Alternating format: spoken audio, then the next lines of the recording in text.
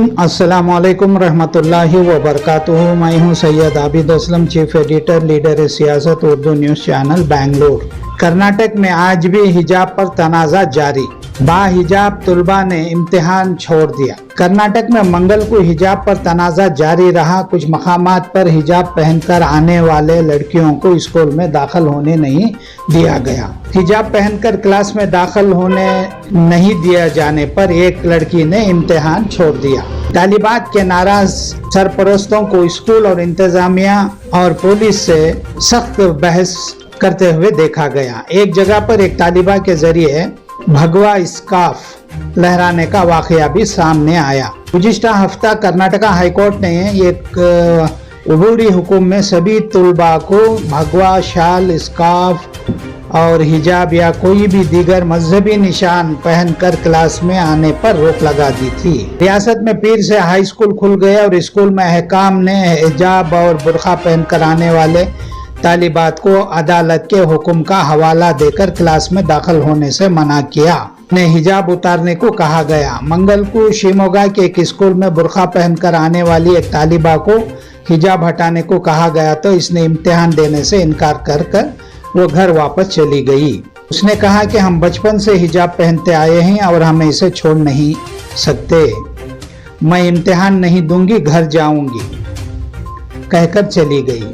चिकमंगलूर जिले के इंदावर गांव में एक सरकारी स्कूल में हिजाब पहनकर आने वाली मुस्लिम लड़कियों को स्कूल में दाखिल होने नहीं दिया गया और वापस भेज दिया गया।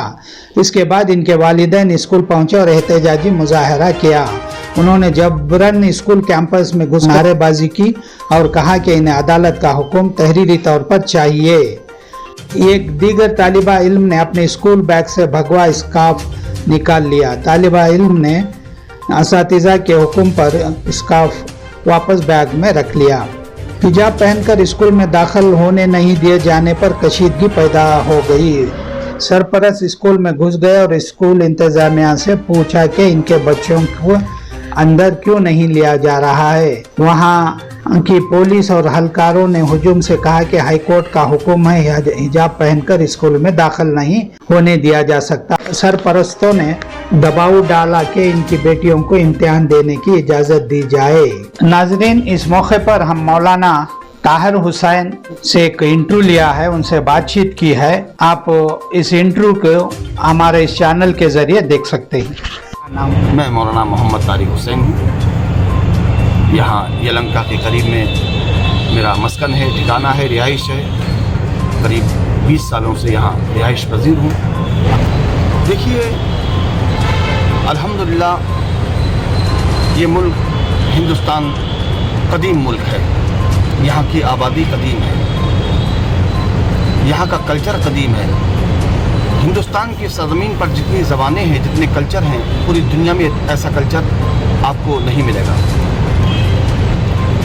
यही वो सरजमीन है जिस सरजमीन पर दुनियाई इंसानियत के सबसे पहले इंसान आदम अलैहिस्सलाम तशरीफ़ लाए और यहाँ से सैयदना आदम अलैहिस्सलाम हज के लिए हिंदुस्तान की सरजमीन से पैदल 200 हज फरमाए आपने, 40 उम्रे किए हैं। तो हिंदुस्तान की तारीख़ बहुत अजीम तारीख़ है और सैयदना आदम अलैहिस्सलाम के फर्जंद सैयदना शीस अलैहिस्सलाम का मज़ार शरीफ अयोध्या फैज़ाबाद में आज भी मौजूद है। ये हिंदुस्तान का जो कल्चर है, हमने अपनी तारीख़ को, मुसलमानों ने अपनी तारीख़ को भुला दिया। काश मुसलमान रहा होता। तो आज जो तरह तरह के फितने हर महीने, हर साल, हर 6 महीने में मुसलमानों को कभी सीए के नाम पर, कभी पर्दे के नाम पर जो हिरासा परेशान किया जा रहा है, कभी दाढ़ी और टोपी के नाम पर, कभी नमाज और मैक और अजान के नाम पर जो हिरासा परेशान किया जा रहा है, ये हमारी बहुत बड़ी वक्त की कमज़ोरी है। हमारी बड़ी ज़िल्लत और रुसवाई हो रही है। अल्लाह खैर फरमाए। और जो ये हिजाब का मसला इस वक्त उठाया है, एक बहुत बड़ा फितना है। कौम मुस्लिम को इस फितने में फंसाने के लिए अल्लाह रब्बुल इज़्ज़त ने ہمیں جو شرف بخشا، انسان کو جو شرف بخشا ہے اللہ رب العزت نے، ہم اس شرف کو اپنے ہاتھوں سے خود ہم نے مٹا دیا ہے۔ دنیا ہمیں کیا مٹائے گی؟ کاش اگر ہم اسلام پر پورے طریقے سے لوٹ آئیں، سنت نبی پر عمل کرنے لگیں، سیدہ فاطمہ الزہرا کی تاریخ کو اٹھا کر پڑھیں۔ ایک بال کسی نے نہیں دیکھا، ایک بال سیدہ فاطمہ الزہرا کا کسی نے نہیں دیکھا۔ تو اسلام میں ہمارا یہ حق ہے، ہندوستان کی سرزمین پر جو ہماری ماں اور بہنیں ہیں، جو ہمیں حق دیا ہے ہندوستان کے لانے پردے کے تعلق سے، اس ہمارے حق کو کوئی انشاءاللہ نہیں چھین سکتا۔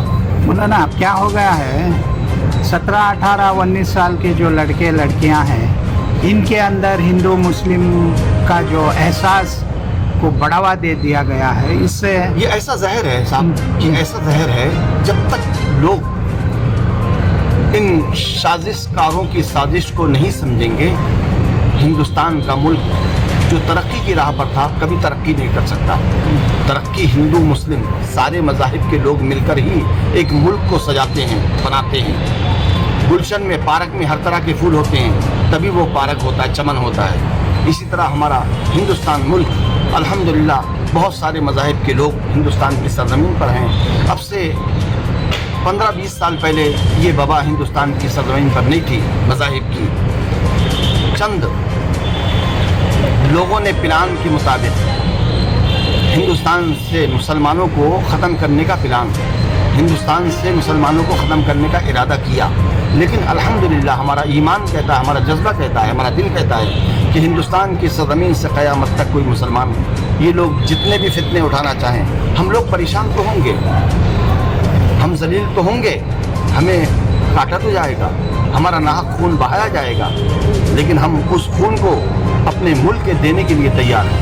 اچھا، یہ جو فرقہ پرستی کا زہر جو گھول دیا ہے نوجوانوں کے ذہنوں میں، اس کو ہمیں کس طرح سے بچانا، کیسا روکنا ہے؟ بھائی صاحب، ہندوستان میں جتنے بھی مسلمان ہیں، کوئی نہ کوئی ہندو بھائی سے جڑا ہوا ہے۔ ہر مسلمان کے کوئی نہ کوئی ہندو بھائی، دوست، احباب ہیں ہی۔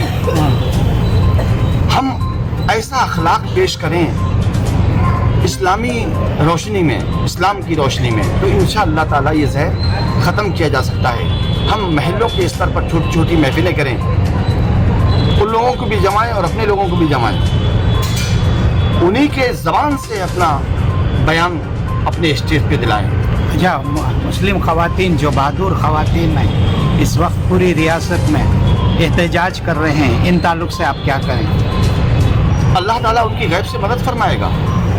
وہ بچی، جس بچی نے تنہا ایک کالج میں اللہ اکبر کا نعرہ لگایا، بی بی مسکان، وہ بچی، اس نے سوچا بھی نہیں تھا کہ میں ایسے لوگوں کے بیچ میں نعرہ لگاؤں گی۔ اللہ نے غیب سے اس کے اندر جذبہ، ہمت، حوصلہ پیدا کیا۔ اس ایک بچی نے سینکڑوں نوجوانوں کے بیچ میں اللہ اکبر کا نعرہ لگایا۔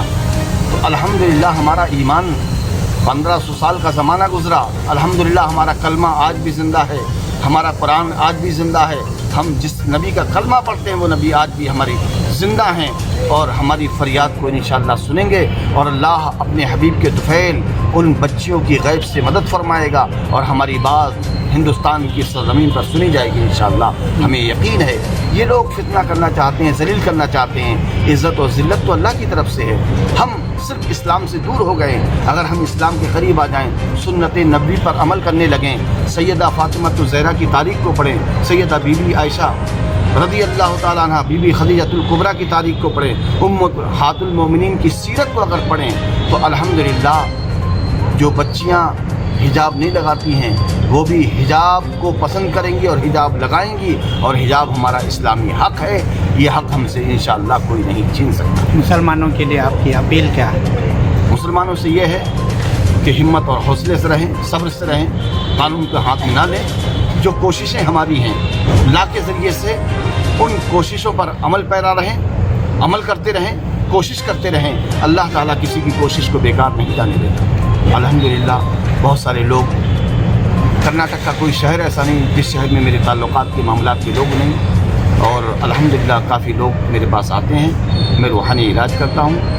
کسی کے جسم پر کیسی بھی بلا ہو، گھر میں ہو، کتنی بھی پرانی ہو، یہ بلائیں لگتی کیسے ہیں؟ کچرے کی جگہ سے، یا بچے بچیاں خوشبو لگا کے باہر نکلتے ہیں، دعائیں نہیں پڑھتے، دعا پڑھ کے نہیں نکلتے ہیں، پرہیز نہیں کرتے ہیں، یہ اکثر شیاطین خوشبو یا کچرے کی جگہ سے یا بیت الخلاء کی جگہ سے، کوئی مکان ایسا نہیں جس گھر میں شیاطین نہ رہتے ہوں، ہر بیت الخلاء میں خبیث جنات رہتے ہیں، اسی لیے دعا پڑھ کے جانے کا حکم ہے۔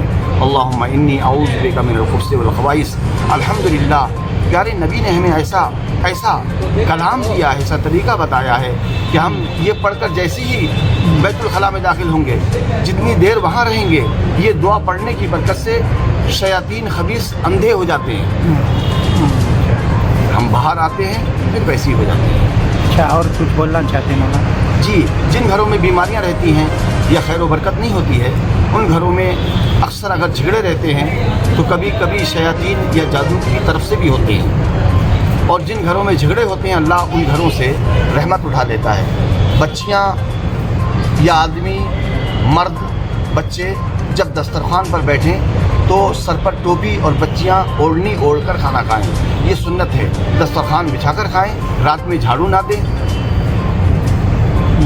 دانتوں سے ناخن کو نہ کاٹیں، گھر میں فساد نہ کریں۔